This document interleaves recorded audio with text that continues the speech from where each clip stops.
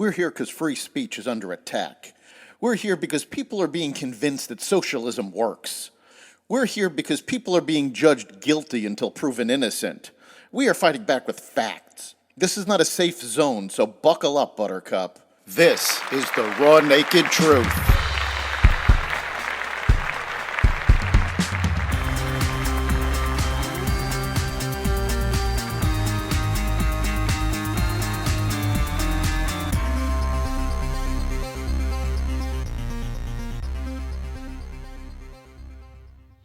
Debt ceiling deadlines approaching, Tim Scott enters the presidential race, and more.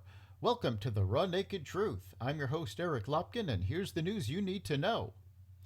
As the debt ceiling deadline approaches, President Biden and House Speaker Kevin McCarthy will meet Monday to resume negotiations on the debt ceiling, McCarthy announced on Sunday. Treasury Secretary Janet Yellen has warned that if the debt ceiling, the amount of money the government is authorized to borrow to pay its obligations, isn't raised, the country could default on its debt as soon as June 1st. Republicans want to cut federal spending and add work requirements for recipients of Medicaid and the Temporary Assistance of Needy Families program in exchange for raising the limit. Biden has said he's open to making some spending cuts as long as Republicans consider raising tax revenues. Meanwhile, uncertainty over whether Congress will raise the debt ceiling is taking a toll on the U.S. economy. Short-term borrowing costs have risen as investors demand higher yields on government bonds, and small businesses are starting to brace for a catastrophic default, delayed payments, and job cuts.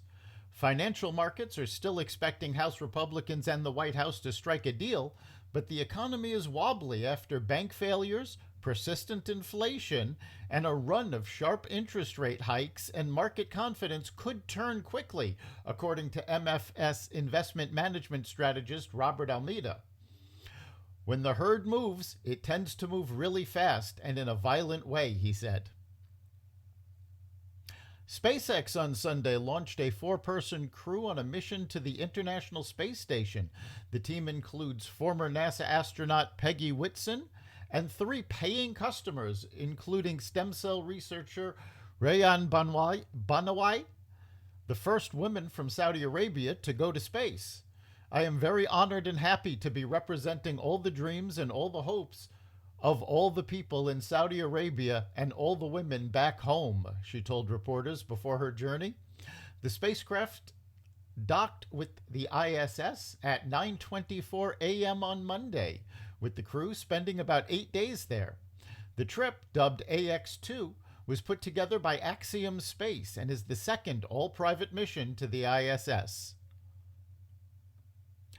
Senator Tim Scott will officially kick off his 2024 presidential campaign Monday in North Charleston, his hometown. Scott launched an exploratory committee earlier this year and will begin his run for the Republican nomination with a record $22 million in the bank, most of it transferred from his Senate election campaign account.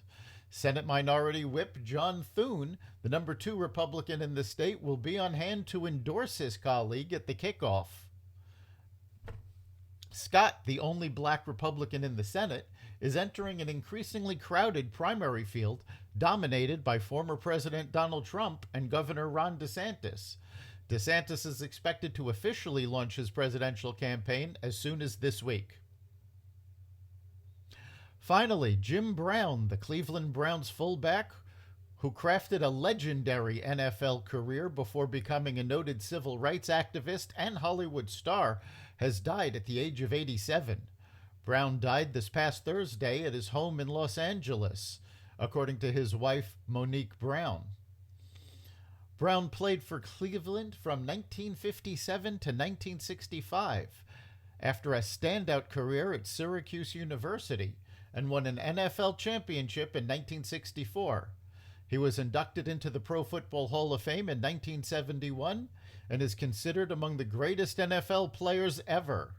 Following his retirement, Brown became significantly active in the civil rights movement and became a bona fide action movie star, appearing in over 40 films for various studios. That's the Raw Naked Truth. You can catch every episode of The Raw Naked Truth at xvadio.com/podcasts, the Apple Podcasts app, Google Podcasts, Spotify, iHeartRadio, Stitcher, Amazon Music, Audible, and other platforms that respect freedom of speech. We'll see you next time.